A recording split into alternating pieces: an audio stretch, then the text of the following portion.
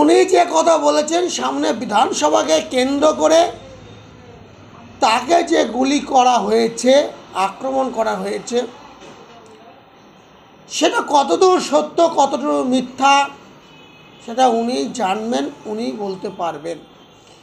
কিন্তু এটাও সত্য, যিনি এই জেলার প্রবক্তা 70% আর 30%, আগামী বিধানসভা নির্বাচনে তিনি 22 আসন তৃণমূলের ঝুলিতে দেবেন। কিন্তু প্রশ্ন হচ্ছে, তৃণমূলের বিধায়ক, এর আগে মুর্শিদাবাদের বিধায়ক কারা ছিলেন আর আজকে কারা আছেন সেইটা আগে দেখতে হবে। আগে নওদায় ছিলেন জয়ন্ত বিশ্বাস, যিনি 70% 30%-এর প্রবক্তা। তিনি এখন যে কেন্দ্রের বিধায়ক, সেই কেন্দ্রে ছিল কমলেশ চ্যাটার্জি।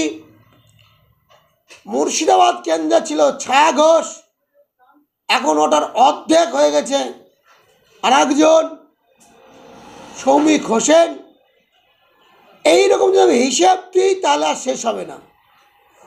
মুর্শিদাবাদের 3টে লোকসভার মধ্যে মাত্র একটা লোকসভা ছিল 30%-এর দখলে, এখন সেটাও চলে গেছে 70%-এর দখলে। মুর্শিদাবাদ জেলার সভাধিপতি প্রথম থেকে ছিল মধু বাগ, নির্মল মুখোপাধ্যায়, তারপর ছিলেন নিপেন চৌধুরী, সচিদানন্দ কান্ডারি, তারপরে অধীরবাবু দয়ায়, মর্জিনা বেগম, সিদ্দিকা বেগম, তারপরে পূর্ণিমা দাস। আমি কি বলতে চাইছি আপনারা নিশ্চয় বুঝতে পারছেন। স্বাভাবিক কারণে বহরমপুরের মতো 70%-এর পার্সেন্টেজটা থাকা সত্ত্বেও বহরমপুর পঞ্চায়েত সমিতিতে আজকে কে সেখানে পঞ্চায়েত সমিতির সভাপতি?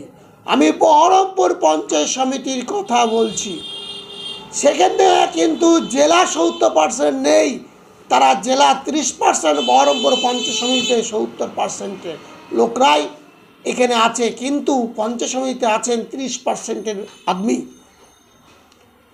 আমার প্রশ্ন এখানেই, 1 বছর আগে সত্যেন চৌধুরী খুন হয়েছেন, কালকে পাপাই ঘোষের বাড়ি আক্রমণ হয়েছে, গাড়ি আক্রমণ হয়েছে, আগামী দিনে শুনবো নারু মুখোপাধ্যায়, কি নারুগোপাল মুখার্জি, তারপর দিন অধীর চৌধুরী।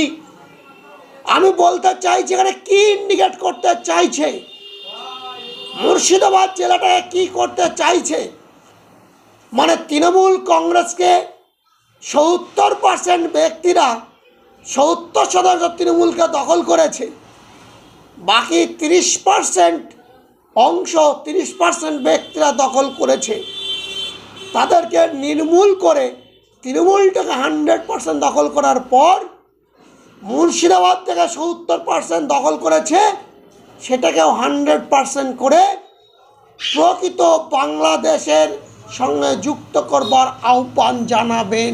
সেই প্ল্যাটফর্ম তৈরি চক্রান্ত নয় তো?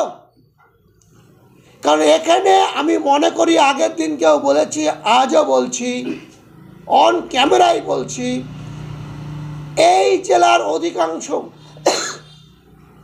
অনেক গ্রাম পঞ্চায়েত পঞ্চায়েত সমিতির মেম্বার আছে, তারা শাসক দলের অঙ্গুলি হেলনে হয় তারা নিজেরা ডাইরেক্ট জঙ্গির সঙ্গে যুক্ত, নয়তো তারা বাংলাদেশ থেকে যারা আসছে তাদেরকে সমর্থন করছে। এটা আমার ধারণা, এটা আমার মনে হয়। কারণ আপনার মিডিয়ারাই দেখিয়েছেন নওদা, হরিহরপাড়া, একের পর এক কেস। এর আগেও এই জেলাতে প্রমাণিত হয়েছে, এই জেলার রাজনৈতিক নেতারা জঙ্গির সঙ্গে যুক্ত। 2001 সালেও আমি এর আগেও বলেছি, এবারও বলছি, স্বাভাবিক কারণে ডেমোগ্রাফিকটা আবার চেঞ্জ হয়েছে। এই কালকের যে পাপাই ঘোষের আক্রমণ, এটা উনি রাজনৈতিক দেখলেও আমি এটা রাজনৈতিক দেখছি না। এর সঙ্গে অন্য কোনো বার্তা থাকতে পারে, যদিও সেই বার্তাটাও রাজনীতির একটা পার্ট, আর সাপরিয়ার মৃত্যু হয় সাপরিয়ার হাতেই।